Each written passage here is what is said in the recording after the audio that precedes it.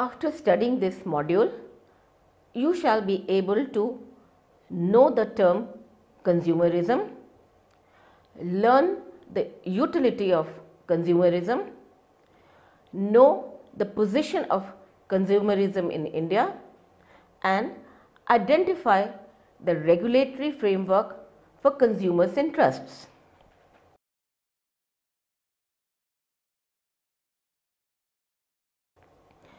Consumerism essentially means the growing wants and needs of an individual for goods and services. India is one of the largest and fastest growing economies in the world. The consumer's standard of life is going higher and hence his needs are escalating as well. Consumerism in India is in a new high and refuses to show signs of budging anymore.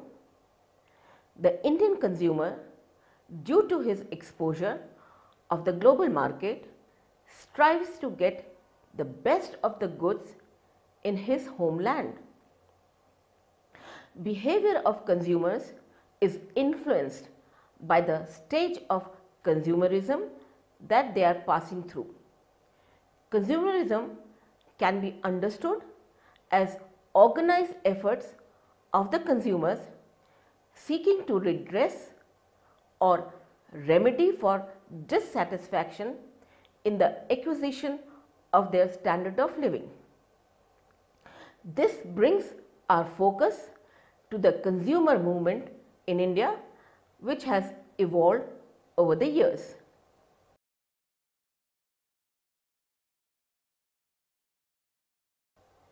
The basic question is, why do consumers consume? The obvious answer is that consumers want to maximize the utility. For the purpose of this chapter, consumerism has to do with fight against exploitation by the consumers. It is the collective effort to protect the rights of consumers. This presses businesses to behave responsibly. The consumerism has to do a lot with the level of consumer movement that particular economy has reached. Let us now discuss the philosophy of consumerism. Consumer movement has been closely associated with the philosophies of consumerism, which fall broadly into the following four areas. Consumerism is closer to Western philosophy, where consumers, especially middle class, indulge in conspicuous consumption. It is a social and economic order that encourages the purchase of goods and services in ever greater amounts. The term is often associated with criticisms of consumption. Consumerism is used to describe the tendency of the people to identify strongly with products or services they consume, especially those with commercial brand names and perceived status symbolism appeal. For example, a luxury car, designer clothing, or expensive jewelry. Second, philosophy of consumerism refers to the era when consumers' political powers started showing its presence in a subtle form.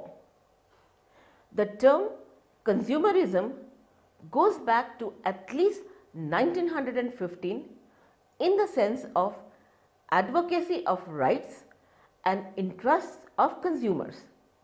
That is in the Oxford English Dictionary. Consumerism here can be understood as the organized efforts of consumers seeking to redress or remedy for dissatisfaction in the acquisition of their standard of living. The organized movement has pressurized the government to enact laws in various parts of the world. This also pressurizes business to behave in socially responsible manner. The third philosophy of consumerism is about the consumer's right being addressed at corporate level. This means consumers don't have to go to the court. At corporate level, team of lawyers, customers and consultant deal with the problem and resolve it amicably.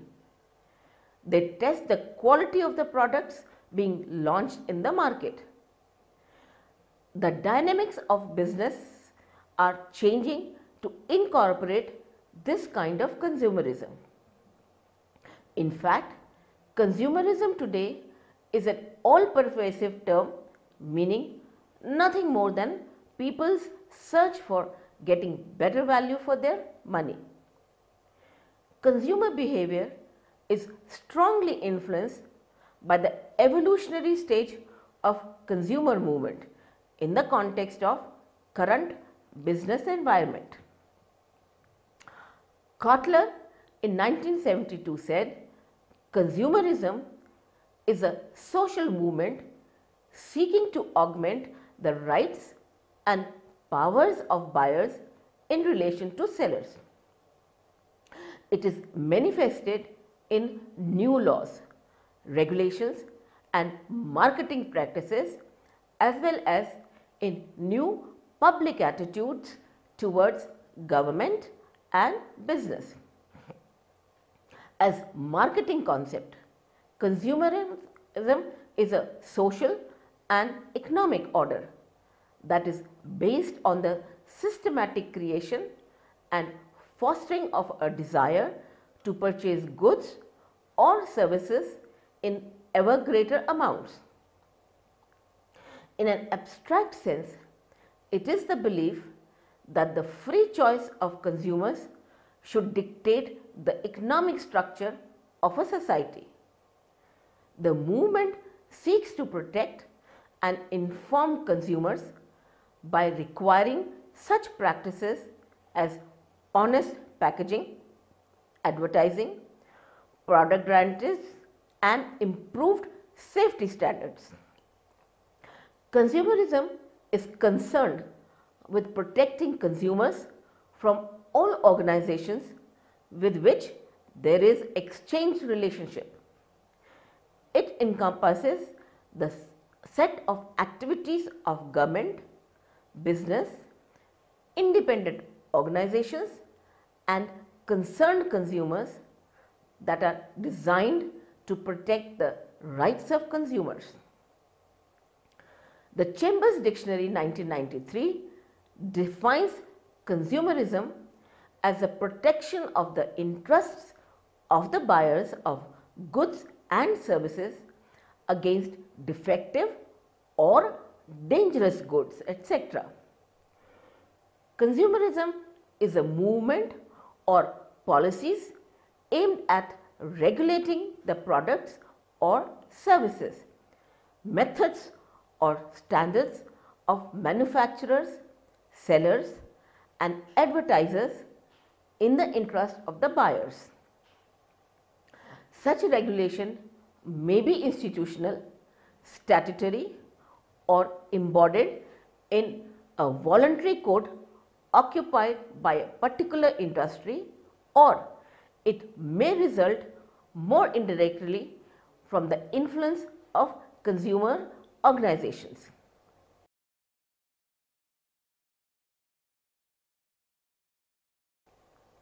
For emerging economies like India, this movement is still catching up momentum. Consumer awareness needs to be increased regarding misleading advertisements and protest the use of adulterated goods and incorrect weights and measurements. The very need for consumerism has grown because of the greed of business community. They want to make quick bucks at the cost of hapless consumers. Not only private business owners, public sector, especially utility service providers like electricity boards, railways, telephone departments cheat poor consumers. There needs to be proper consumer education to make them aware of their rights. The rights of traditional buyers are following. 1. The right not to buy a product that is offered for sale. 2. The right to expect that product will be safe. 3. The right to expect the product to perform as claimed. Consumers' right not to buy a product is of no use unless they have information, education and protection to make wise decisions.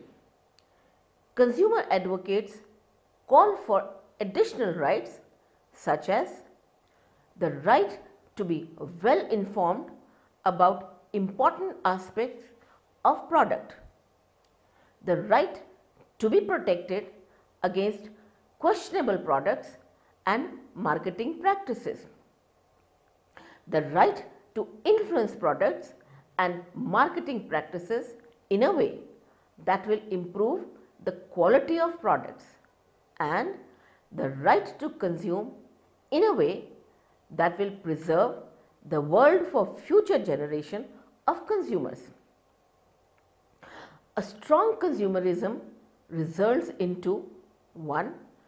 Consumerism sends indication to sellers and producers about their real needs.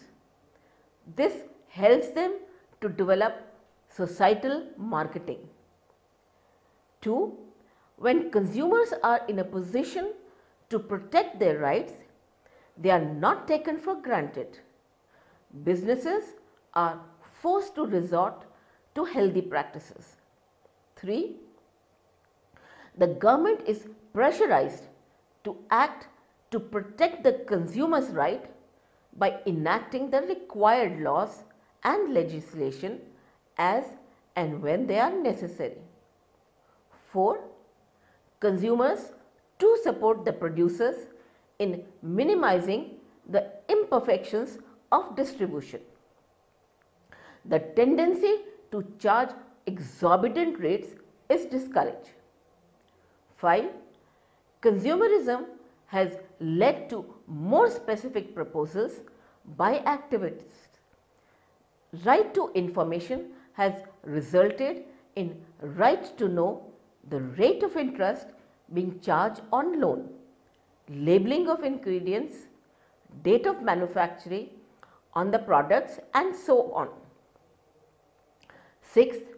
Consumerism has led to pushing proposals relating to quality of life, which has the requirement of controlling the ingredients of certain products. Similarly, proposals relating to preserving earth for future generation require use of sustainable ingredients, recycling and reducing solid wastes and managing energy consumption. It's not only for the government to pursue sustainable marketing, consumers too have to play their role towards healthy practices. India is a developing economy where not all consumers are well educated. Consumers are often exploited, misled by deceptive advertisements and packaging, poor after-sale services, adulteration and price collusion and so on. Situational factors that aid exploitation by businessmen are 1. Vast population, 2. Imbalance in income distribution, 3.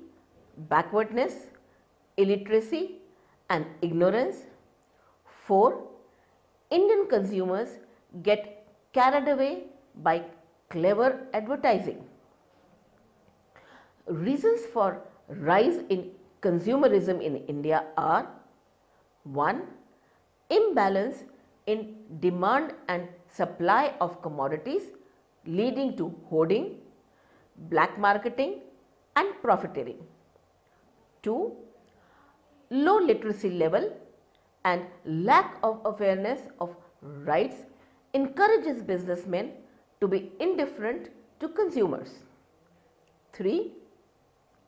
Lack of effective competition. 4. Consumerism is still in its infancy. 5. Legal framework is time consuming and tiresome. And lastly, lamentable state of public sector monopoly. Remedies to these problems: active participation from business, government and consumers. Business must ensure efficiency in production and quality of output and must refrain from unfair trade practices. Government through legislations and statutory bodies prevent exploitation of consumers. Consumers should assert their rights and protect themselves from business malpractices. Marketing concept has to be broadened to include societal marketing concept. Unilever Lifebuoy's Swasthya Chetna and Tata Tea's Jago Re campaigns are example of the case. India is one of the fastest growing economies in the world. The consumer's standard of living is going higher by every passing day. The retail sector, both organized and unorganized, strive hard to cater to the vast range of Indian consumers. This sector is expected to grow at a rate of 25% to 30% annually. India being the fifth largest retail industry in the world, the trend is quite remarkable. The consumers can be divided into three groups. 1. The first group comprises of consumers who are extremely brand conscious. 2. The second group satisfies their needs from outlets that do not hold popular brands. The third group follows the middle path, sometimes from high-end retail outlets and sometimes cheaper outlets as and when necessary. They can be further classified into 1. Upper middle class consumers, 2. Middle class aspirants and consumers, 3. Destitute who have very little purchasing power and live hand to mouth. The upper and middle class need a feel-good experience today and are gravitating towards luxury, experimenting with fashion and technology, and are spoilt for choice. India's IT boom has gained momentum because of cheap operating costs of software development firms which provide solutions for all intents and purposes under one roof. This IT boom has provided easy employment for a tech-savvy Indian, which has created a new generation of young urban professionals with increased purchasing power.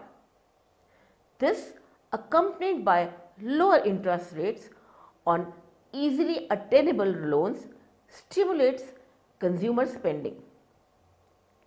About 3/4 of the Indian population is rural, so there seems to be tremendous potential for rural retail which affects consumption patterns in India.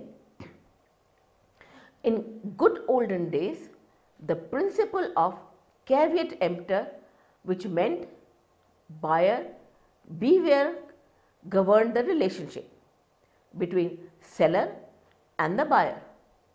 But with the growth of trade and globalization, this rule no more holds true. On account of complex structure of the modern goods, it is the producer or seller who can assure the quality of goods. With manufacturing activity becoming more organized, whereas the buyers are still weak and unorganized. In this age of e-commerce related innovations, the buyer is more likely to be misled, duped and deceived day in and day out.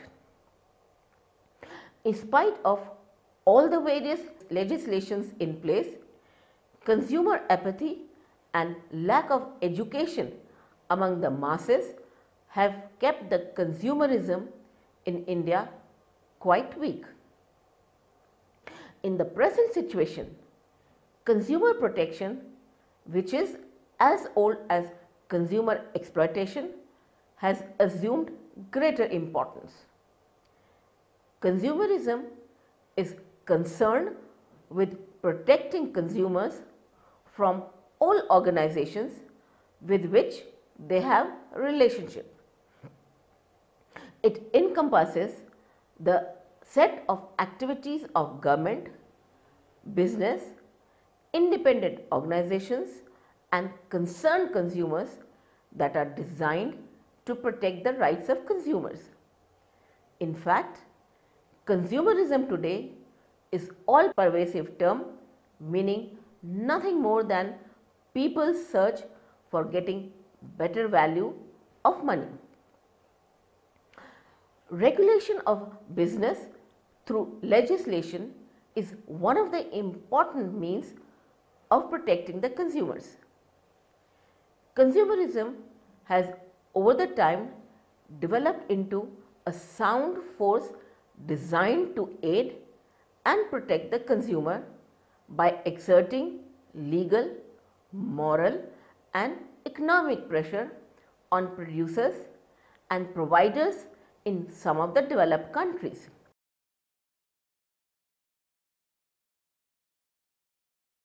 Let us move on to discuss the regulatory framework for consumerism in India. There are certain legislations to protect the interest of consumers so that the undesirable and unfair trade practices could be curtailed. The government has enacted nearly 50 laws which can be interpreted in favor of consumer. Government of India has armed itself with a number of statutory weapons to control the production, supply, distribution, price and quality of a large number of goods and services. Some of the measures are discussed as follows. Indian Contract Act 1872.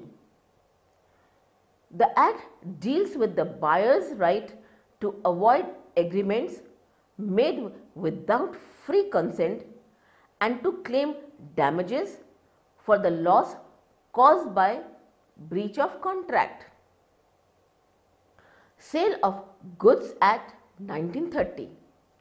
The Act is aimed at regulating the sale of goods and protecting the interests of both buyers and sellers, yet it is mainly concerned with the interests of the buyers. The Act mainly deals with implied conditions and warranties with regard to ownership, quality or fitness of goods. Industries Development and Regulation Act 1951. The development and regulation of scheduled industries are dealt with in this Act. This Act empowers central government to conduct investigations into the affairs of scheduled industries. The Act also controls the activities, performance and results of industrial undertakings in the public interest. Thus, IDRA seeks to ensure the planned industrial development of the country that has been included in the schedule to the Act. The Central Advisory Council advises the central government on matters concerning the development of industries. Prevention of Food Adulteration Act 1954. This Act seeks to protect the public from poisonous and harmful goods, prevent the sale of substandard foods and to protect the interests of the consumers by eliminating fraudulent practices. The Act prohibits the import of any adulterated food as well as misbranded food. The Act also provides for penalties for offences committed under this Act. Essential Commodities Act 1955. This Act gives powers to control production, supply, distribution, etc. of essential commodities for maintaining or increasing supplies and for securing their equitable distribution and availability at fair prices. Using the powers of the Act, various ministries or departments of the central government issue control orders pertaining to commodities which are essential. The list of essential commodities has been reviewed from time to time with reference to the production and supply of these commodities and in light of economic liberalization in consultation with the concerned ministries or departments administering these commodities. The number of essential commodities has been brought down to 7 at present through such periodic reviews. Monopolies and Restrictive Trade Practice Act 1969. The Ministry of Corporate Affairs, Government of India has repealed the most controversial Monopolies and Restrictive Trade Practices Act 1969 and has replaced it with the Competition Act 2002 with effect from September 1, 2009. MRTP Act was a grim reminder of the license quota permit Raj of the 1970s and 1980s. The Act has become redundant post July 1991 when the economic policy was announced and Chapter 3 of the MRTP Act dealing with restrictions on mergers and acquisitions was made inoperative. The Act was empowered to conduct inquiries into restrictive and unfair trade practices and to pass appropriate orders to prohibit them. Standards of Weights and Measures Act 1976 with Rules 1977 and 1990. The Act establishes standards of weights and measures and specifies the declaration to be made in packages such as name and address of the manufacturer, packer, name of the commodity, net quantity, month and year of manufacture, sale price of the commodity, etc. Some of the provisions of the Act indirectly benefit consumers by ensuring proper cost control. Environment Protection Act 1986, EPA. The Constitution of India clearly states that it is the duty of the state to protect and improve the environment and to safeguard the forest and wildlife of the country. The EPA 1986 came into force soon after the Bhopal gas tragedy. The Act consists of the following: A. Air, Prevention and Control of Pollution Rules 1989. B. Hazardous Wastes, that is their management and handling rules 1989. C. Water, that is its prevention and control of pollution rules 1989. This Act aims at protecting and improving the environment and prevention of hazards to human beings, other living creatures, plants and property. Consumer Protection Act 1986. The CPA 1989 was enacted to provide a simpler and quicker access to redressal of consumer grievances. The Act for the first time introduced the concept of consumer and conferred express additional rights on them. It provides means to protect consumers from getting cheated or harassed by the suppliers.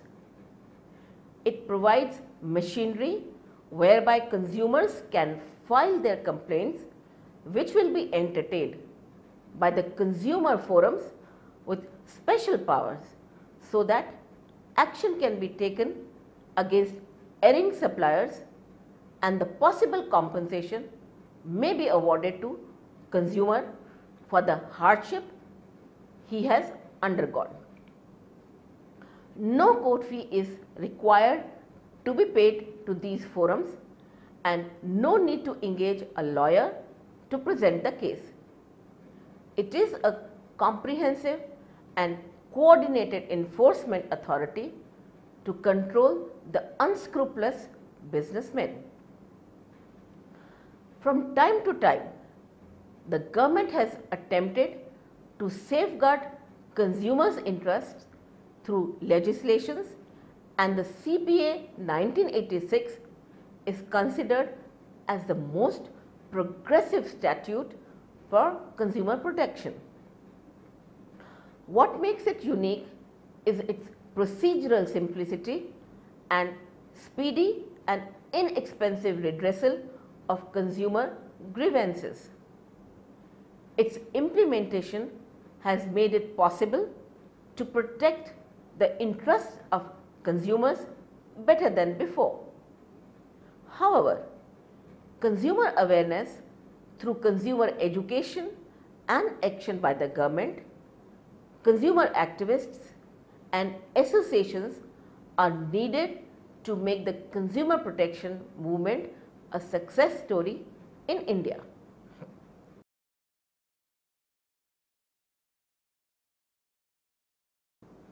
Let us now recapitulate what we have learned in this module. Consumerism is a battle against exploitation. It is the collective effort by consumers, organization and government to protect the interests of the consumers. It is a social force to make business more efficient and responsible. The consumerism has to do a lot with the level of consumer movement that particular economy has reached. the dynamics of business are changing to incorporate the kind of consumerism where corporate try to resolve the conflict with the consumers at their level. In fact, consumerism today is an all-pervasive term meaning nothing more than people's search for getting better value for their money. The very need for consumerism has grown because of the greed of the business community. They want to make quick bucks at the cost of hapless consumers. Consumerism sends indication to sellers and producers about their real needs, which help them to develop societal marketing. Though there are various legislations in place, consumer apathy and lack of education among the masses have kept the consumerism in India quite weak. With manufacturing activity becoming more organized, whereas the buyers are still weak and unorganized, there is a need to strengthen this movement further. Regulation of business through legislation is one of the important means of protecting the consumers. The government has enacted nearly 50 laws which can be interpreted in favor of consumers. Some of these are Indian Contract Act 1872, Sale of Goods Act 1930, Industries Development and Regulation Act 1951, Prevention of Food Adulteration Act 1954, Essential Commodities Act 1955, Standard to Weights and Measurement Act 1976, Environmental Protection Act 1986, Consumer Protection Act 1986, Competition Act 2002. Out of this, the CPA 1986 is considered as the most progressive statute for consumer protection.